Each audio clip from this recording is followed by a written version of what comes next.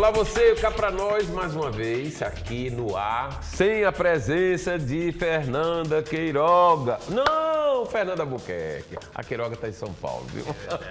Queiroga foi ótimo. A Fernanda tá vendo, olha, toda a ausência é atrevida, a gente termina confundindo. Cá pra nós, eu já fiquei pensando que era um outro nome que ela tá querendo. A fila tinha andado. A fila tinha andado.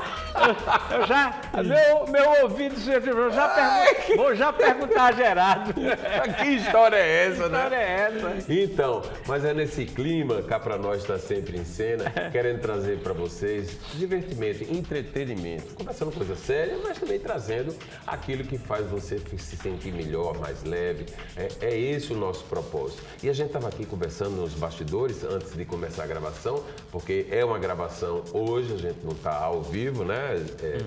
Josival, conversando aqui sobre esse momento difícil que o prefeito de João Pessoa, Cícero Lucena Filho, viveu em Israel, quando estava participando de uma comitiva que foi àquele país para receber informações, palestras, ensinamentos e tecnologias. Enfim, era isso aí, né? Os propósitos paralelos ou os fins disso aí são outras questões. Mas estava lá para isso e aí foi impedido de voltar por conta desse problema com o Irã. E a gente aqui realmente tentando entender, buscando saber, ver, enxergar tudo que ele viveu nesse momento muito difícil. Eu ainda assisti ainda há pouco e postei no Instagram, Josival, a chegada dele em João Pessoa, a família toda lá, se abraçando, se beijando.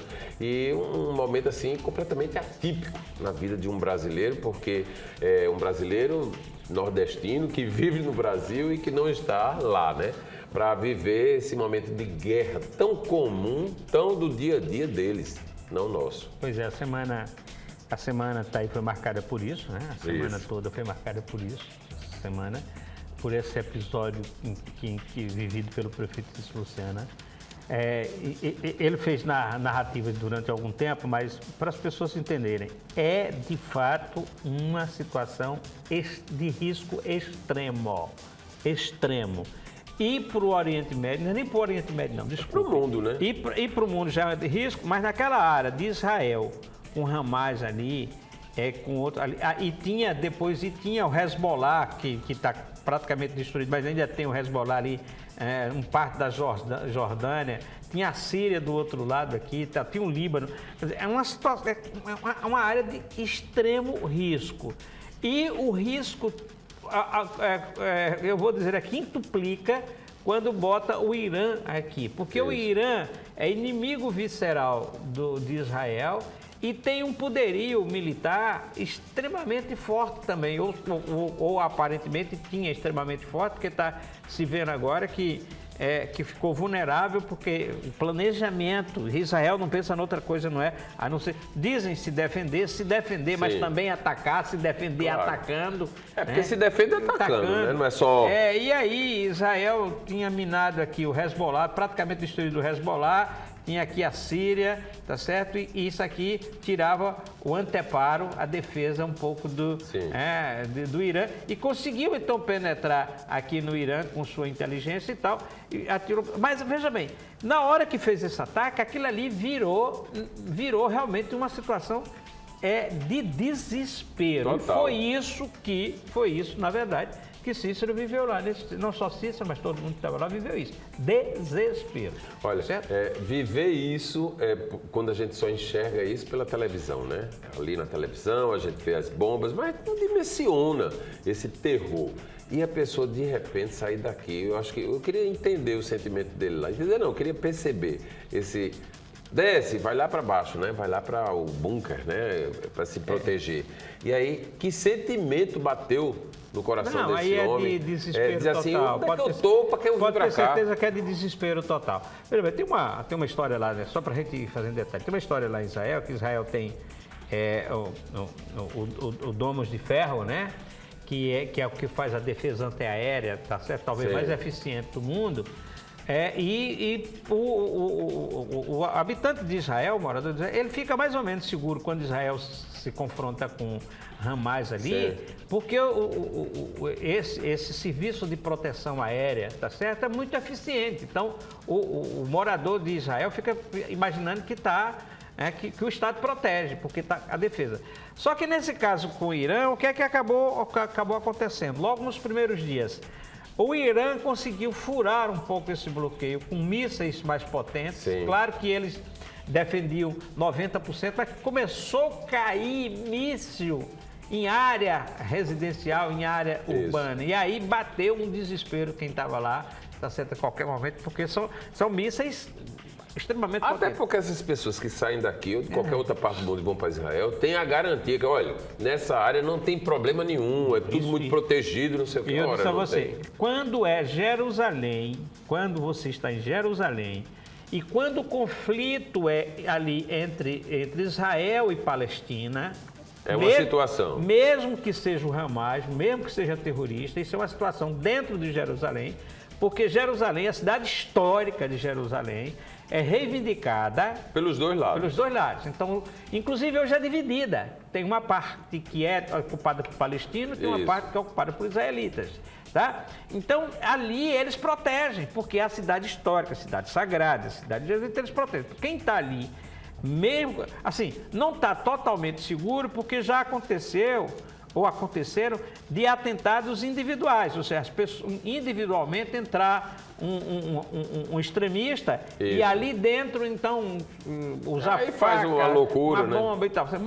Mas é mais ou menos protegido. Agora, fora de Jerusalém, sim, mas quando é com o Irã, aqui o Irã não tem essa proteção de E Jerusalém. nem tem esse sentimento em relação a Jerusalém como um monumento que eles querem preservar. Não. Dá certo? Mas aí, olha só, a gente vive esse momento trágico, né, no mundo. Mas saindo dessa tragédia mundial... Para ficar no São João, para pegar a alegoria do São João, eu disse no Troca de Minutos que se isso pulou uma fogueira enorme. Grande. Fogueira aqui no São João, a gente pula, né, ali com o padre, com o madre.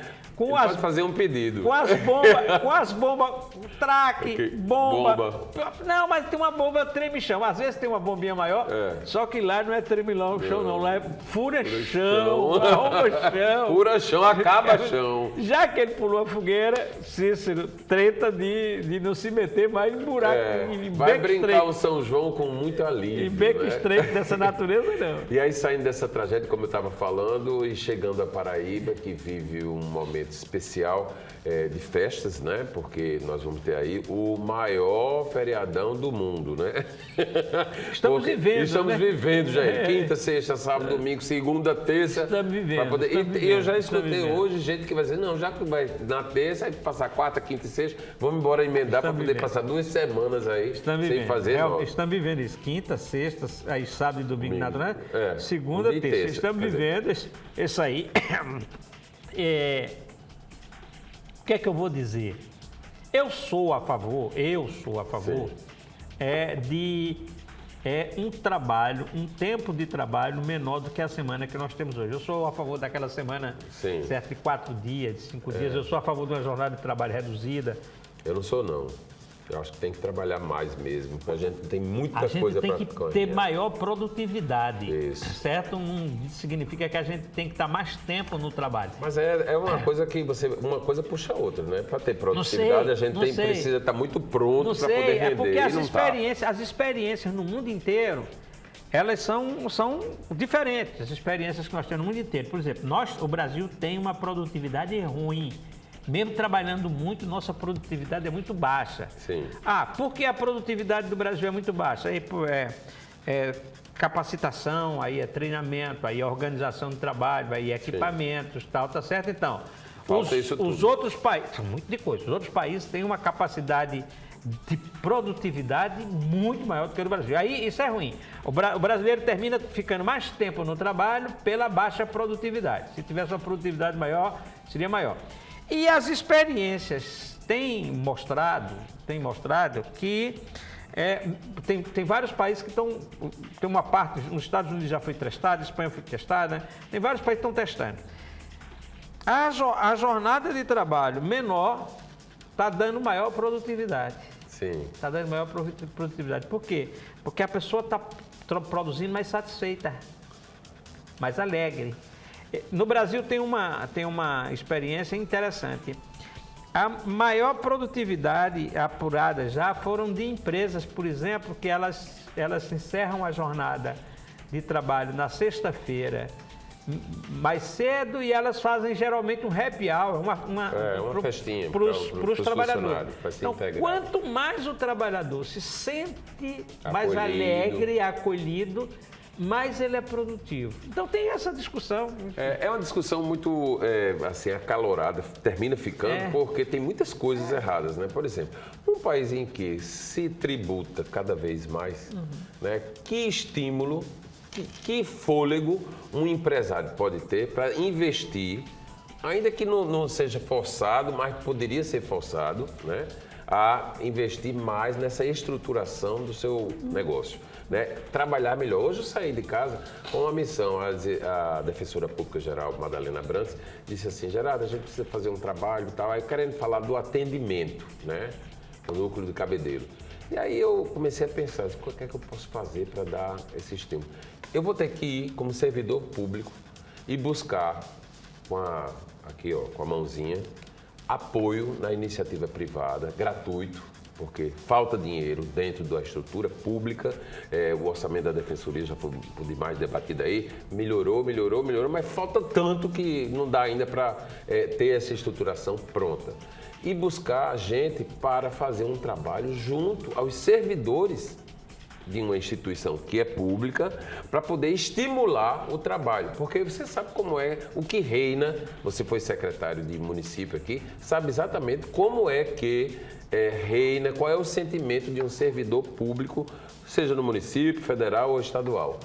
Há uma grande turma que espera o salário. A outra grande turma, que não é tão grande, é bem menor, ela trabalha.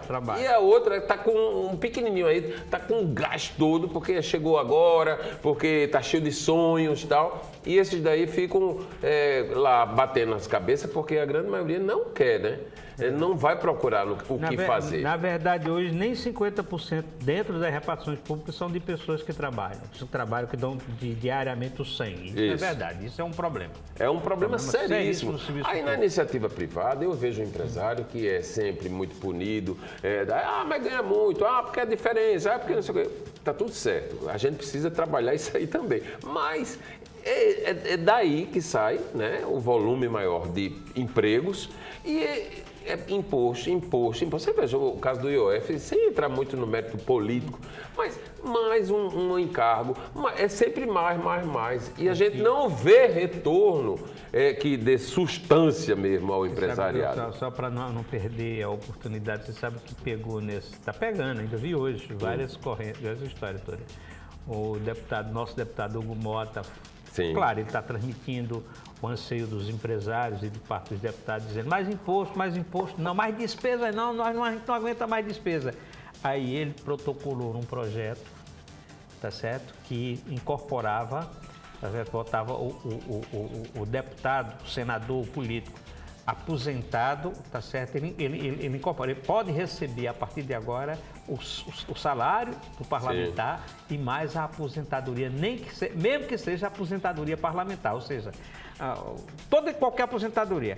O cara foi parlamentar durante, digamos, senador durante 8 anos. Durante 15 anos, 20 anos. Isso, ele se aposentou aqui, depois ele voltou e foi deputado federal aqui. Então ele está com a aposentadoria aqui e deputado federal. Sim. Então o salário de deputado federal do senador. Agora pode receber as duas, nem que estoure o teto de funcionário. Quer dizer, o Hugo Mota propôs, como é que o presidente da Câmara diz que é para cortar despesa e ele mesmo gera despesa, né? Ele gera despesa. Quer dizer, né? Ele possibilita a despesa. Nesse, né, mesmo patamar, todo mundo reclamando lá, e houve a votação de um veto do presidente Lula que reduzia o fundo partidário, né? O fundo eleitoral, o fundo partidário. Eles derrubaram o veto de Lula para poder manter o veto dúvida. partidário. Olha, é uma briga, né, que a pessoa que está um pouquinho amadurecida, né, fica olhando e a gente enxerga esses problemas já há tempos. Uma hora tem um gritando, outra hora tem outro. e a gente vê que esses problemas são os mesmos de sempre. Lamentavelmente, não é passada limpa. Eu acho que precisava... o Brasil está precisando de uma, se não uma refundação total... Quem é que vai conseguir fazer isso? Se não uma refundação total, Sim. mas tem que rediscutir uma série de outras questões. Por exemplo, eu acho que os empresários de hoje, muitos empresários de hoje, eles acabam sendo punidos nessa história de que o empresário gosta de muito subsídio e tal, pela prática do passado. Você imagina... Eu acho que paga um ônus do passado paga um ônus mesmo. por isso, porque você imagine então o que tem. Vamos lá aqui na questão da isenção fiscal ou do subsídio fiscal. Sim. Você imagine que isso está, digamos, 40, 50 anos que as empresas vêm recebendo. Nunca houve uma revisão. Nunca. Então, a empresa que recebeu há 50 anos um subsídio fiscal, ela está precisando receber hoje, ou ela cumpriu, ela deu a contrapartida dela suficiente para cá. Quer dizer, se você fizer uma revisão nessa lista de subsídio fiscal, será que não seria aproveitar melhor para os que estão agora podendo oferecer um serviço? Mas, quer dizer, quando eu digo uma refundação, estou dizendo uma reorganização total. Realmente. Estamos precisando. Porque chega num ponto, né, Josival, que a gente vê as brigas, as defesas, as bandeiras são levantadas. Há entendimento de que muita coisa está errada, como tem muita coisa que está certa. Agora, precisa. Neste momento, por incrível que pareça, diga você que está colocando aqui, um dos grandes males, eles têm como uma das grandes coisas boas, um dos grandes males foi a tal da emenda parlamentar. Sim. Certo? Os deputados festejam, os prefeitos festejam, dizem assim, se não fosse a emenda parlamentar não ia chegar dinheiro nunca aqui na minha comunidade. É verdade, a parte de verdade. Mas a emenda parlamentar está distorcendo tudo quanto é a atuação do parlamento. O deputado, o senador, hoje eles entortam qualquer votação, qualquer que seja a coisa, em função de receber logo. Emenda. Agora mesmo, tem toda essa confusão nesses últimos dias. Vai derrotou o governo, votou contra não sei o quê. O governo vai lá e solta. Aí quando você vai ver, os caras estão mandando recado para o governo, estão colocando. Ou seja, aí na quarta-feira agora, a última, Lula almoçou no domingo com Hugo Mota e Arthur Lira. Arthur Lira, aliás. Arthur Lira, que é o rei. Alcolumbre estava em Campina Grande. Que é o rei da coisa.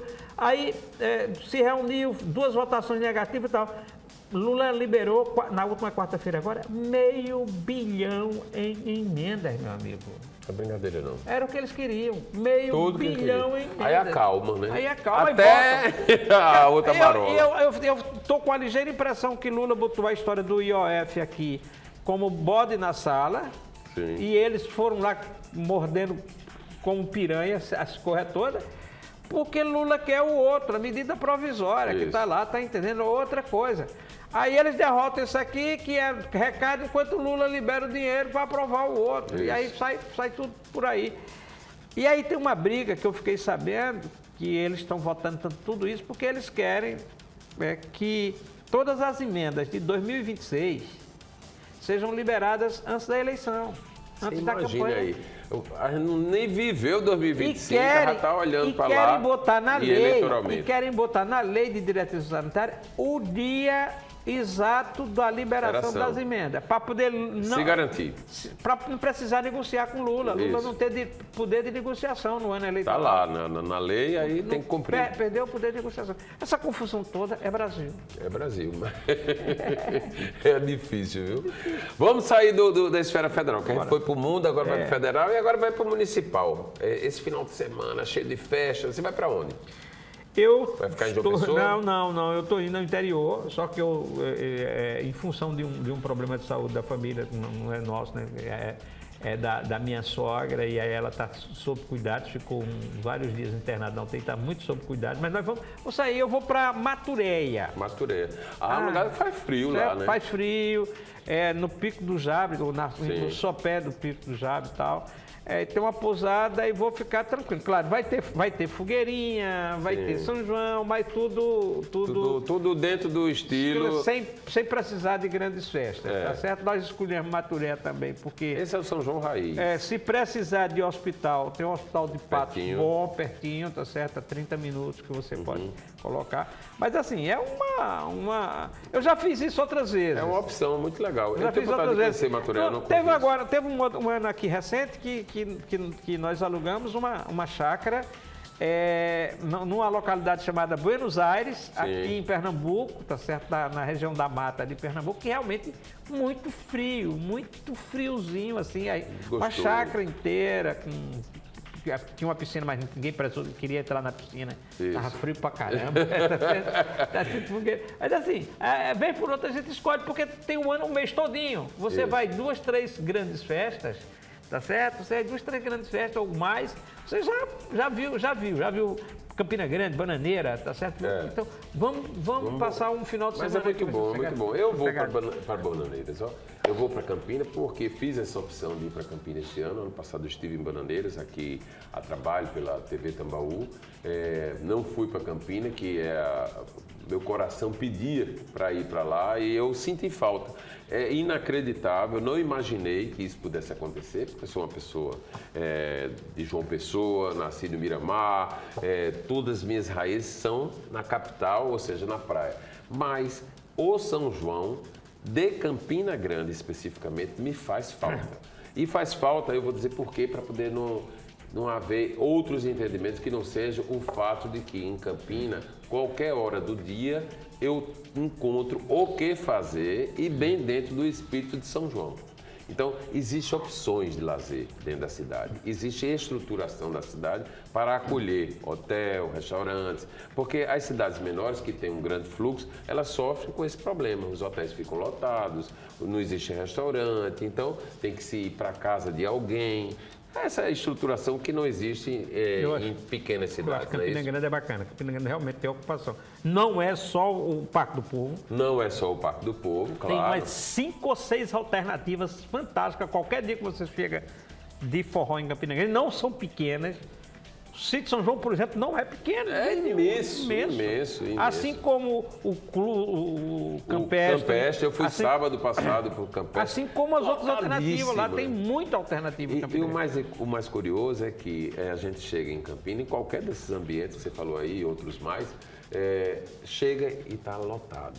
Gente de todas as partes, né? É muito Eu bom. acho que João Pessoa perdeu o bonde do São João, a fogueira do São João, lá atrás, muito lá atrás. Claro que não dava para ser exatamente igual ao que tinha. Sim. Mas os ranchos que funcionaram, né? Os ranchos que funcionaram ali até o final dos anos 70, tá certo? Final dos anos 70, aí na virada de 80 eles já deixaram de colocar. Mas João Pessoa tinha ranchos fantásticos. Eu lembro de alguns ranchos fantásticos. Claro que aquilo ali não era para ser só aquilo. Sim. Era para ter o grande arraial. Claro. Tá certo? Mas se tivesse aqueles ranchos, aí era São João o mês inteiro nos ranchos. Eu acho que João Pessoa se rendeu ao interior. Porque quando a gente fala em festa junina, a gente lembra do campo, né? Das pamonhas, de toda a iguaria que tem no interior. Então, foi mais... Uma coisa foi puxando a outra, né? Aqui o relaxamento em não realizar algo que trouxesse esse tipo de atividade, essa comemoração bem pura, né, do São João, e o interior se pronunciou. Ronaldo lá atrás, com a visão de poeta, de homem festeiro, né, inventou o maior São João do mundo, quer dizer, pegou uma carona aí numa tendência, numa vocação que a cidade tinha, né, com os ranchos que você fala aqui, as palhoças nos bairros, e foi tentando concentrar e conseguiu instituir o maior São João do mundo, que se tornou o maior mesmo, porque Caruaru, segundo as informações de bastidores, eu estou contando aqui para você e o povo da rua, ficou muito atrás, está muito atrás. Esse sim perdeu como município o bonde da história, né? E em detrimento de Campina, graças a Deus, que está aí fazendo e acontecendo. Gerardo, só porque então você está falando local e essa história, a gente está falando de São João que remete a turismo. Nós falamos de Maturéia, que é um ponto turístico, tem pousadas lá. E essa semana, nesses últimos dias, eu fiz uma entrevista de 10 minutos com Regina Murim, do Sebrae. Sim. Do Sebrae. Ela percorre o estado todo. Para grata surpresa, o Sebrae tem uma parceria com o governo do estado. Engraçado, lá atrás, no governo Ricardo Coutinho era governador, uma vez ele veio me dar uma entrevista e disse: faça uma parceria com o Sebrae para cuidar do turismo local, porque eu já sabia que eu andava nos fanpress do Sebrae e achava fantástico. E ela me disse que o governo fez, e ela me disse que agora, nesse último ano, o Sebrae com o governo do estado, eles acabaram elaborando 27 roteiros turísticos internos na Paraíba. Olha só, que coisa maravilhosa. 27 roteiros turísticos. E tem alguns fantásticos, por exemplo, tem um roteiro turístico que é da visitação da uva em Natuba, certo? Em Natuba. O roteiro dos engenhos que tem agora lá nos arredores de Bananeiras. Tem o shopping daqui do Doce, aqui com a caminhada aqui lá no Conde. Mas são 27 roteiros e o melhor que ela estava me contando é que esses roteiros estão começando a ser vendidos, já estão sendo vendidos por agências de turismo. Isso. Dos estados vizinhos nossos, de Pernambuco e do Rio Grande do Norte. E o melhor que eu vou lhe dizer, não é só funcionando no mês de junho e julho. Não, é para o ano todo. Isso aqui. O ano inteiro, o roteiro turístico, vamos dizer assim, então. E aí ela está saindo um catálogo, é bom que saia o catálogo para Paraíba, que é para o paraibano fazer sua visita, sua contribuição também. Sua viagem turística aqui dentro. Isso. Aqui dentro, eu vou conhecer o roteiro. A questão da plantação de uva em Natuba já é antiga, mas o roteiro turístico é agora. Quer dizer, você tem um dia todo. Você chega lá, tem cachoeira para você ir, você tem a visitação da uva, você tem o suco, você tem já um vinho experimental lá e tal. Mas é bacana. Olha, você sabe que essa estruturação desses municípios que criaram essa vocação, quer dizer, que investiram nisso, né? Bananeiras é um caso, que através de Bananeiras reverberou na região toda, a areia existia, mas estava estagnada, isolada, congelada ali, e não teve a visão de Bananeiras de implementar com os condomínios tal, que aconteceram.